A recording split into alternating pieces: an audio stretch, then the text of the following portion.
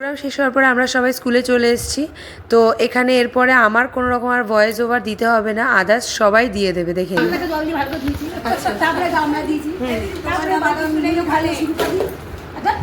সুরপাতি মুড়ি ঢাললো, তারপরে আমি বাদাম দিলাম, চানাচুর দিলাম, এখন সবটা মাখছে। এবার এর মধ্যে আলু সেদ্ধ, ছোলা সেদ্ধ, মটর সেদ্ধ, কাঁচা লঙ্কা আর একটু আচারের তেল, একটু এমনি তেল আর বিট লবণ এই দিয়ে এবার মাখা হচ্ছে। বাদামও দেওয়া হয়েছে সাথে। এবার পেঁয়াজটা দেবো একটু পরে, একজন পেঁয়াজ খায় না তো এই জন্য পেঁয়াজটা এটা বানিয়েছেন। এবার আচারটা স্বপ্নামিষ বানিয়েছে, কিন্তু বর্ষামি সেটা দিচ্ছে।